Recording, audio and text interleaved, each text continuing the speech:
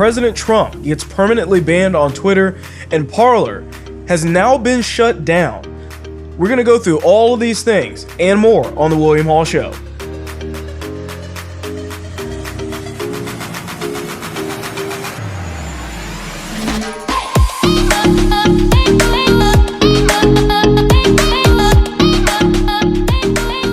Alright, I hope everybody had a great weekend. To be honest with you, this was probably one of the most stressful weekends I've had in a very long time. So if you follow me on Parler, then you probably are already aware of the craziness that has been going down on that site. So as of right now, Parler, if you try to access it at any capacity, is completely shut down. You are unable to get access to this site. This is unprecedented, and there's a few reasons why. The biggest one is that Parler was set up as a site as an alternative to Twitter. That was initially what it was. And I know a lot of people wanted to transition from Facebook to Parler, but that really wasn't the overall goal. It was a free speech site that was set up to basically just be an alternative to Twitter, where people were able to freely speak about different things. Now, this drew a lot of the attention of Christians, of a lot of people that have been worried or unable to voice their opinion on Twitter because they were getting suppressed because of it. Now, Twitter decided to ban Trump, and that has kind of led to just a landslide of problems for Parler, along with other sites. So, the biggest thing to actually take place this entire weekend is that Parler has gone down, and that's just as of Sunday night at midnight. So not all that long ago.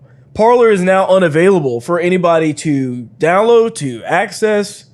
Now, I had 85,000 followers on there, and that's all completely gone because of the fact that they don't want for anybody to have a platform whatsoever. So as you can imagine, it's quite tough to sit here and talk about big tech censorship and trying to forge a path, trying to be the new media when we are constantly getting shut down over and over again, just as soon as we start seeing some level of success. And so, yeah, and there are people that are hurt a lot more than me. I'm not too worried about it, to be honest with you, and I'll give you some updates as to what Bongino has said about it, because John Matz put out a post last night, and it didn't really instill too much confidence on their future plans. And obviously, you don't want to reveal too much because they already made that mistake. So basically, Apple has taken Parler off the entire store. Google has taken Parler off of their entire store. Now, this isn't that big of a deal besides just making it a little bit tougher to access. Now, Google, you can actually sideload apps onto your phone. So you actually don't really need the Google App Store to be able to get access to certain platforms or apps or whatever it is that you want to use. You can make your own app if you wanted to and just put it on any phone and just put a link out and anyone can download it. Now, the truth of all of this is that this really all started with Trump getting banned on Twitter. And basically from there, it's just, like I said, been this downslope kind of running pace of everything being entirely out of control. Now, Trump was banned. His the POTUS account on Twitter was banned. I mean, there's like a list of all of the things that Trump was basically banned from. And I mean, we're talking Spotify. Like what are they scared that he's going to start dropping some tracks or something? I mean, come on, people. Like, it's some of the stupidest things they basically banned him off of at this point. And after that, of course, everyone wanted to leave Twitter. Plus, Twitter was also reducing the amount of followers that a lot of people had. Now, I mean, and they went, and after Trump, there were at least 15 to 20 prominent Twitter accounts completely taken off of the site. I mean, just completely suspended. They weren't given a reason, or maybe it was a specific tweet that they had out. But I mean, they went for everybody. Terrence K. Williams is one of the most recent ones. As of yesterday, black conservative, does a lot of, like comedy and things like that, completely taken off of the site. How in the world that makes any sense, I don't understand, because I don't see why he's offensive at all. He hasn't done anything offensive. And yet even he is unable to create a platform on Twitter. This hurts us. This hurts people that are trying to have a voice. This hurts people that are trying to make a living, that are trying to do anything like that. Now, after, like I said, Trump was banned, you had a bunch of at least 20 or so accounts that were prominent accounts taken off immediately, and then everybody ran over to Parler. And Parler saw this massive influx. And of course, Gab, another alternative to Twitter, which has been around much longer than Parler, was also getting inundated with a ton of traffic. But Parler was really the focus of all of this. Everybody that wasn't there was going there now. And everybody was talking about it. And of course, Apple, Google, they can't have that. So their justification, by the way, for taking down Parler was that they were blaming the Capitol protests that happened, the riots and whatnot, on Parler. And they said that it was Parler that basically organized this. It was they allowed for this organization of this event to take place. Which is a blatant lie, because if you've ever used Parler, you'll know that there's no way to even actually organize an event there. There's no group message. There are no groups. You are unable to even add more than one person into a conversation at any capacity. So the most that can happen is that there might be one person that maybe said something about it, but from what I saw, and I've been on Parler a long time, there's no way for that to happen. And even if they did organize to the sense of going there, you can't take them off and accuse them for the violence. I mean, you're literally blaming or punishing everybody for the actions of a few people, which is absolutely ridiculous, because how does that make any sense? You can't just remove an entire company because of what one person did. And the reason why I'm saying that is because that is exactly what they've been doing with Twitter for the past 4 years. Kathy Griffith, she basically came out and she had a picture of Trump's head being cut off with all this blood over it. That tweet, they allowed it to stay up, still up to this day. You had, I forgot the guy's name, but basically he, after some of the controversy was going on Twitter, basically said, I'm going to burn it all down if Amy Coney Barrett gets accepted to the Supreme Court. I mean, that tweet's still up. That guy's still there. You know, and when people have gotten shot, I mean, it's almost like they just have completely overlooked BLM, Antifa, and what we dealt with in 2020. Everybody talks about how crazy 2020 was. 2020 was crazy because of the fact that you had unhinged Democrats going out, doing all this ridiculous stuff and not getting punished for it. I mean, Kamala Harris herself said, hey, look, please donate money so that I can help bail out people that were in the protest, people that basically got arrested because they were being violent or not obeying the law. That was Kamala Harris, the now to be vice president, that was trying to actively bail out people that were involved in riots and looting during the BLM protests. And you're going to take down Parler because it was inciting violence? I don't know what could be more inciting to violence than to say, hey, if you go to jail, I've got some money here to bail you out. This whole situation is ridiculous. So Apple, Google, take down the Parler app. Then that's not that big of a deal. As I mentioned, you can sideload the Google app. There's ways to jailbreak the iPhones and the iPads to be able to still access what you need to get access to. But the craziest thing was that Amazon Web Services has now taken down, or basically on Saturday, they said, hey, look, in 24 hours, Sunday night at midnight, we're taking your entire site down. We're taking your web service down. Now, this is the statement directly from Amazon. They said Amazon suspended Parler from its web services unit for violating, or I'll just say AWS for short, but AWS's terms of service by failing to effectively deal with a steady increase in violent content, according to an email by the AWS Trust and Safety team to Parler. Now, here's the thing. Putting up anything that's violent or saying anything that's inciting violence on Parler is not allowed. You know why it's not allowed on Parler? Because that's against the law in real life. Okay, anything that's against the law is also not allowed on Parler. In other words, they allow for anything as long as it is legal. Anything that is illegal, it doesn't matter where you go, that's not allowed. Gab can't allow it, Parler can't allow it, no one can allow it, but yet they still took them down. And that's the problem, is that they John Matz, the CEO of Parler, said, hey, I reached out to them and I said everything that I could, and I tried to work with them and tell them that there's no way to organize. We've done everything legally, and they still took us down. Now, for those that are probably getting a bit worried, this isn't the biggest issue in the world. And the reason why is because Parler does have what we would call bare metal products. What that does mean is that they have actual hardware in-house servers to a degree. And now, I've seen everybody on a lot of people on Twitter that are kind of either Gab or Parler. But the reality is that Gab right now is still slow. Gab's going to be slow for another 3 weeks probably. Okay? And the reason why is because they only have their own servers. Okay? When you only have your own servers, you are forced to basically have to literally go out and buy new ones and literally install all of them and then get those integrated into your system or your infrastructure. If that process by itself just takes a while. When you have a cloud service like Amazon, although they've obviously abandoned Parler now, when Parler got just slammed with traffic, they could just call Amazon up and say, hey, give us 50 more servers, put them all online. And then it just basically goes through and it works, and then all of a sudden they can handle the traffic and they're just paying a little bit more money, whatever their subscription or whatever it is. But the thing is that this isn't it. Now, John Matz, I was waiting for a post from him all day yesterday because, Parler was about to get taken down. So literally an hour before everything went down on Parler, John Matz put out a statement, and I don't have the exact one here right this second, but basically what he was saying is that it's going to take longer than they thought to bring everything back. We don't know how long that's going to be.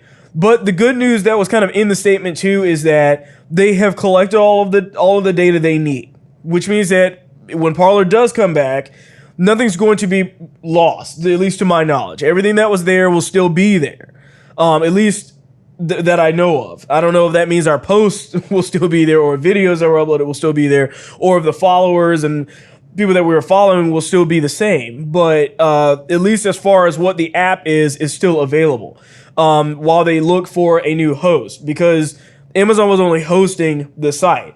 It was not the inner workings of actually how Parler works. Therefore, it's actually transferable. Had this been another company that, say, fully relied on Amazon's web services, they'd be completely done now. They would have to start over, and it would probably take so much time and so much money and effort that they would just entirely give up. That was what Amazon's intent was. So now, of course, you have people out trying to boycott Amazon and boycotting Apple, boycotting Google. Now, for the time being, I'm going to be on Gab. Now, the Gab CEO hasn't made exactly the best comments towards Parler. Like I said, it seems to be kind of like they're trying to divide us more than they are unite us for whatever reason. But I still would rather be there for the time being. For those that would like to communicate with me, it's just gab.com/William5849 where you were able to find me before. And while we're on this subject, just a quick reminder as well that this show is available through Spotify, through Anchor as well, for the audio-only version. And you can also donate to the show if that's what you want to do as well, to support what I do here in this extremely tough time right now on Patreon, which you can find me with the link in the description of this video. But with all of that being said, this is a dark day for our country and for what it means to be online. Right now, what really made me the most mad or upset about this entire situation is looking back at 2017. If you don't already know, 2017 was when Republicans basically had a unified government. We had everything. We had the House, we had the Senate, and the presidency. And, they brought in the tech people, Jack Dorsey, Mark Zuckerberg. They brought them in at the time, and nothing happened. Or at least they wanted it to seem like something happened, but that's in reality, nothing actually came out of that. What you got was Ted Cruz slamming them and giving them all these nice sound bites that sound so good to us. And we're like, yeah, get them. But what did it amount to? 3 years later, we're out here looking crazy. And now most people have gotten their stuff taken away. And it doesn't look very bright for the future of what's going on. Now, I do have faith in Parler. Bongino on a show today basically said that they should be back in a few days. I don't know if that's going to change. There has been somewhat of a communication issue, I believe, between Bongino and the John Matz and the developers, because Bongino, before the site basically completely went down from Parler, put out a post basically telling everybody to go invite your friends to join Parler. And at that time, John and the developers already shut down registration because they found a bunch of trolls trying to join at the same time. So how much can we trust what he's saying? I don't know. But I do know that Bongino's entire career is basically based off of the success of Parler right now. He already said he wasn't going to go back to Twitter. So right now, if Parler doesn't come up soon, he's basically putting his career on the line for it. So I do believe what he's saying is correct, and with him saying that it'll be back in a few days. And we'll just have to trust and take it at his word, because he's the only person that we can really hear from during this time. As I mentioned, I'll be on Gab, and I'll try to continue to do what I'm doing there and not put all of my eggs into one basket just in case. But Parler has always been my home. I'm extremely thankful for Parler, because if it wasn't for them, I wouldn't be where I'm at today. It was only them that provided me a platform, and there was no way that I'd be able to grow at all on Twitter based off of the way that things are there now. I mean, you have to either follow your way up, or you're basically just sitting there with maybe a couple hundred followers and just hoping for the best that maybe one day one of your tweets just kind of goes viral. But on Parler, everything was set up around engagement. As long as you engaged, you were able to grow. And it created an opportunity for me that I never thought I'd have in just under 6 months. So regardless, I'll keep you updated on this, probably through shorter videos, unless something really major happens. But we'll have to see what happens. But it looks like on the staying positive or optimistic side, Parler should be back this week. On the skeptical side, it may take up to a month, but I doubt it'll be that long. I think once the kind of heat blows over, it'll be back and running, and it'll be like nothing ever happened. So I'll definitely keep you updated on that. House Democrats are going to file another article of impeachment against Trump. And this is just the icing on the cake for them, to be honest with you. So the article here says House Democrats released the single article of impeachment that they will file against President Trump on Monday for allegedly inciting what they claimed was an insurrection last week when a riot broke out at the U.S. Capitol building following a rally the president held. Now, the article of impeachment that they're basically trying to file here is willfully made statements that encouraged and foreseeably resulted in imminent lawless action at the Capitol. They're saying that this was incited by Trump. The mob unlawfully breached the Capitol, injured law enforcement personnel, interfered with the joint session. So they're putting all of this here. And there's a longer statement that goes into more of what's going on, but it's basically just a bash trying to blame Trump for what happened. Now, if you watch the speech, I basically played all the important portions of the speech that Trump gave that day. And the thing that they were most upset about was where he said, "We will not concede." How in the world is that inciting violence? Once again, we talked about Kamala Harris basically saying, "Hey, guys, I'll bail you out." I mean, could you imagine a world where Trump came out and after this said, "Hey, all of the people that went to jail, help me raise money. I'll bail you out, guys. Don't worry about it." Could you imagine the outrage? Because it would be insane. Now, they're putting it as inciting an insurrection, and the House is going to vote on it later this week. Now, why is this happening? Because if you recall with anything about how impeachments go, it takes a while. It's like 2 weeks to deliberate and deal with this stuff in the House to actually even do anything. And Trump's going to be out of the White House in less than 2 weeks. So what's the point of all of this? Really what they're trying to do is get this slammed through as fast as possible so they can keep him from apparently running in 2024. Now, on its face, this is stupid. It's a waste of time. I don't think they're going to be very successful with it, because really all this is trying to say, if they manage to pull this off, what they're going to come out and say online, all the headlines are going to say, Trump was impeached twice. He's the only president to be impeached, whatever. You know, they're going to do this every day, because this is more about ruining Trump's name than it is about actually trying to put anything forward or to actually move forward beyond what's already been done. Like, they won, but that's not good enough. They have to drag him through the mud. See, they want to pretend as if they want this to be some peaceful transition, but they want to drag Trump out kicking and screaming. That's what they want. This is not a matter of trying to somehow be nice or to try and just accept the win and move on and just say, okay, we got what we wanted. You know, regardless of whether there was cheating in this election or not, we got the result we wanted. Let's move on. Let's move forward and heal, as Biden likes to oftentimes say. But they're not doing that here. That's not happening at all. It's almost like they're just rubbing it in his face over and over again and then hoping for the best. I mean, that's basically what's happening. How in the world can they justify this over and over again? I mean, the first impeachment was a sham. I mean, that was once again all about optics. We knew that at the time. It was just to make him look a certain way. And of course, now they have to go and put this in place as well because, well, why not? Because we can. That's all that it is. This is just another portion of how Democrats are basically just out to get Trump no matter what. And if you think this is going to end on January 20th, you're wrong as well. It'll just be getting started. I wouldn't be surprised if they start filing lawsuits. Their goal is to get this guy in jail. Over what? Whatever they can find. Because that's the way that they want to leave this. You know, the Nancy Pelosi has been the worst person in dealing with this whole supposedly peaceful transition. She doesn't care about trying to heal. Biden doesn't care about healing either. All they care about is trying to make conservatives look as bad as possible, no matter what they have to do. This is just an abuse of power. But we're already used to that, aren't we? I mean, we've seen Twitter leverage their power to abuse users, to delete their accounts with no explanation. We've seen big tech and bigger companies like Amazon abuse their power and basically tell the company you aren't allowed to operate. Now, with that being said, too, Parler will be filing a lawsuit against Amazon. That was announced earlier today.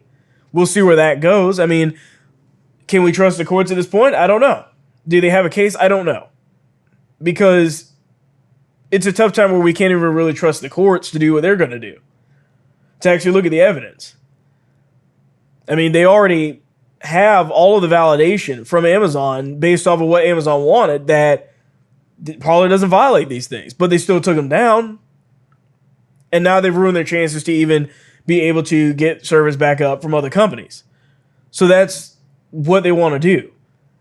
It's always going to be about trying to make us look as bad as possible. And it's always going to be about trying to demonize everything that we want, everything that we strive to do, strive to achieve, strive to build. They tell us, well, we don't want you on Twitter, so we build our own. And of course, they shut that down. I mean, there's no end to the games that they can play with this. I mean, they can shut down your email. They can keep you from calling somebody. They'll keep you from texting someone. They can shut down your ISP. You won't even be able to access the internet at all. Forget the VPN. You can't access the internet. There's so many things that are being done right now to basically tell people that they cannot have a voice. Like I said, this is totalitarianism in a nutshell. It's this overarching government and body that's basically saying you can't talk. We control everything that you do. It doesn't matter if you move over here, if you go over there, we'll find you and we're going to shut you down no matter what. That's the scary and dangerous part about all of this. The last thing I wanted to say about all of the tech censorship that has taken place over the course of this weekend is specifically to the Democrats or the people who feel like this was a good idea to basically take down an entire platform based off of the notion of what you might think or what they might think was some kind of activity that they didn't approve of. The message that I have for those people is that you are next. Why do I say that? Because the fact is that Twitter, believe it or not, was only Twitter because there was a left-wing majority and conservatives on there just enough to keep things interesting, to make people feel like they had something to rail against, But the fact is that the Democrats need us more than they think they do. And the reason why is because when left up to their own devices, cancel culture devours whatever is there. Now, cancel culture, I'm of course referring to whenever you have a mob or a group that comes out to basically attack something that they apparently disagree with. That is what I'm referring to. It's happened to many conservatives before. But the fact is that if Twitter boils down to being nothing but an echo chamber of left-wing people, they're going to have to find something to be upset about. Because, believe it or not, we weren't wrong when we said that a lot of these people on Twitter spend their entire day looking for something to be upset about. They live their lives to be upset. That is the way that they function. It's what else can I be so mad at? There has to be a combating evil in this world that they have to fight against. Who do you think that's going to be next? When they've gotten what they want, who do you think is actually next on the list? It's going to be centrists. It's going to be Democrats who just said the wrong thing. It's going to be their people that they may have considered as a friend, people that may have laughed at this very parlor situation that's happened recently. Those same people are going to be the next on the list to getting canceled, to getting their Twitter accounts taken down, to getting their Twitter accounts deleted. There is no left-wing utopia. See, the fact is that there's no right-wing utopia. There's nobody utopia. Until you get to heaven, this earth is always going to be flawed. There's always going to be opposition. But the problem is that when you start going out there thinking that by suppressing speech, suppressing what people have to say, that you were somehow helping to create this, this environment where you don't have to be stressed out or something, then you're out of your mind. Because there'll always be something that you're going to be looking for. Some people just legitimately enjoy being upset at things. They love to be outraged. They won't admit it, but it's true based off of their past behavior. Because they always find themselves trying to cancel something or to get somebody booted off a platform until they get their way. But the fact is that you can only be a Democrat when you have a conservative there, somebody that you can be upset at. And if you don't have that, you're just going to be attacking your own. They're going to eat their own in no time. Just wait and see. And then they're going to be wondering, and maybe most of them will wise up and realize why this was a bad idea from the very beginning. Now, with that being said, there's still a lot of people that are still on Twitter, conservatives, big name people that are still there. How long they'll be there, I don't know. But I am keeping, once again, a very close eye on the people that are still on there that have been fairly silent, that have not really said much of anything in recent times that would possibly get them banned. Is it because they're just bowing to the left-wing overlords of Twitter? Probably so. But either way, we'll have to wait and see exactly how all of that shakes out. But I am of the opinion that this isn't over. There's no silencing half the country and then thinking that somehow you're going to get away with it. It doesn't matter where that's at. We can go anywhere we need to go. There's always going to be a platform available for us somewhere. And I know that it can be tough for a lot of people to have to be switching around. I mean, I don't want to do it either. I don't want to be jumping from Parler to Gab to Cloud Hub and all of these other places over and over every single day just because something went wrong all of a sudden. I mean, you put a lot of work into anything, and to see it all kind of disappear over the course of one night, as tough as it is. But then to jump on somewhere else and just to see that fail is also tough. To the people at Gab that are the CEO of Gab and the people that are influencers on Gab, don't attack people on Parler because of the fact that they got funding and you didn't, right?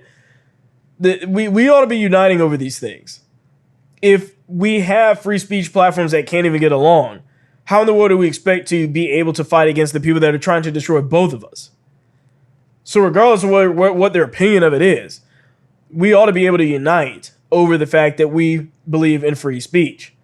No matter how and what way we want to implement it, or if we choose to have an app, or if it's sponsored or supported by someone else, it doesn't really matter. We should be able to both exist and coexist in this space together and be fighting for each other to have the platforms that we have. And the last kind of point that I have is that, back in the times of Jesus Christ, the fact is that he would have gotten censored. If there was a Twitter back then, that would have been their move, is to take him off of Twitter, to take him off of Parler, to remove him from every space that he had available to him, to make sure that no one could hear what he had to say, to spread the truth to the people. But the fact is that God moves and works in a consistent way. And we have to believe that God is going to provide us a way out of this. Because speaking the truth about whether that's from politics to culture to Christianity is always going to be met with criticism. There's never going to be a day where it's just perfectly fine to say whatever you want and people don't rail against you in some way. But the fact is that I'm tired of hearing from other people, trust the plan, trust the plan. Look, I'm going to trust God's plan. That's what I'm going to do. I'm not going to rely on Q, Linwood, or anybody else to just say stuff all day while we wait for something to happen.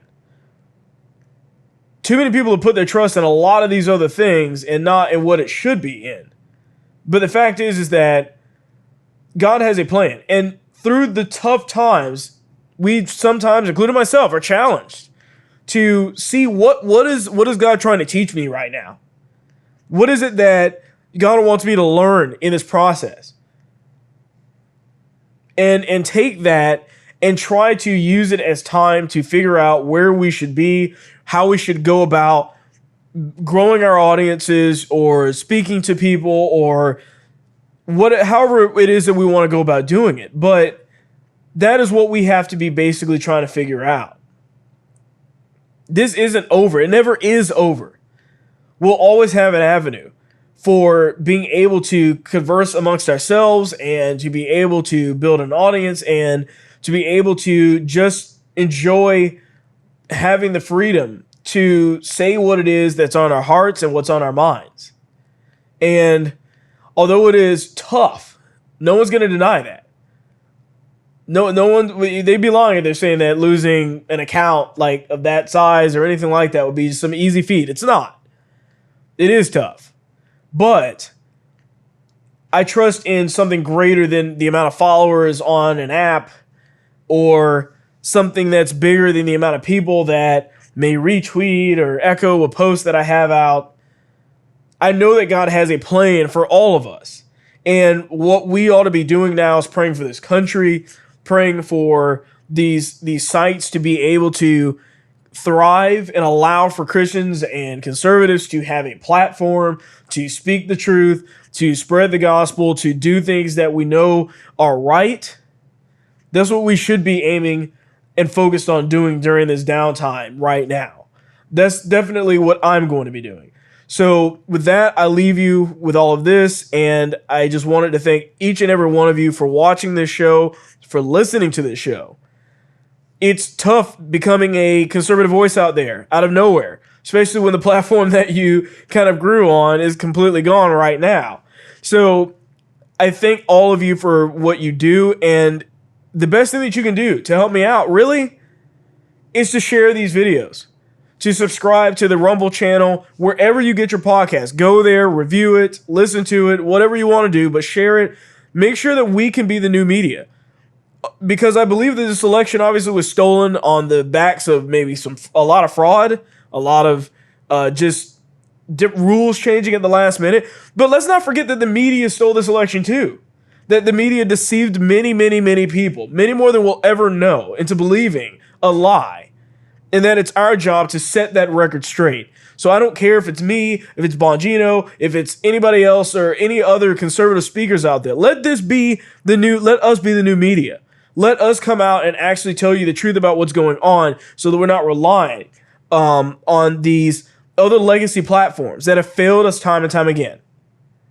So with that, I thank you for watching, and I'll see you on the next one. You just watched an episode from The William Hall Show. Please remember to like, share, and subscribe.